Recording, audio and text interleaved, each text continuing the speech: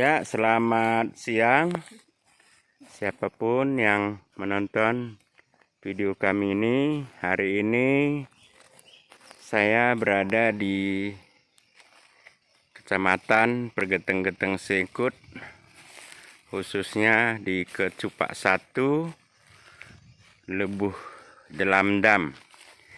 Hari ini kami berkunjung ke suatu situs, yaitu situs tentang pertulanan. Pertulanan ini adalah peninggalan dari kepercayaan zaman dulu yang asli dari orang Pak-Pak, dan pertulanan ini termasuk bagian dari pertulanan Marga Manik yang berada di Lebuh Delamdam. Jadi ini dia pertulanannya, ya, pertulanan daripada yang kita kunjungi hari ini. Situs ini termasuk situs sejarah, ya. Silakan ibu-ibu masuk.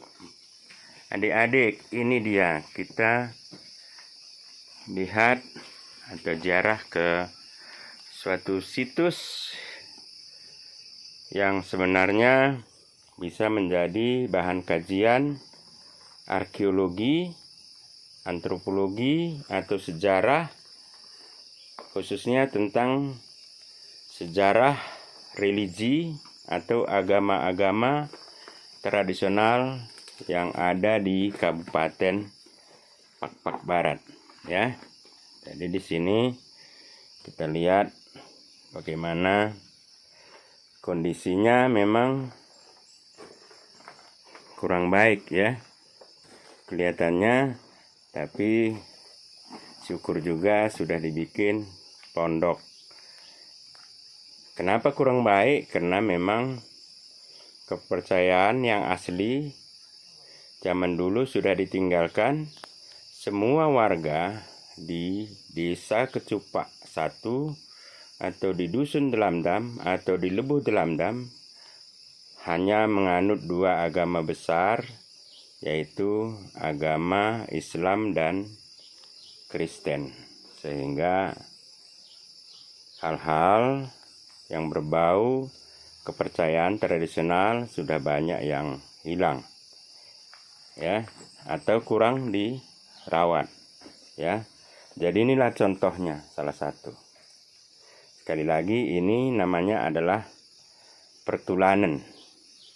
Pertulanan ini tempat abu, ya.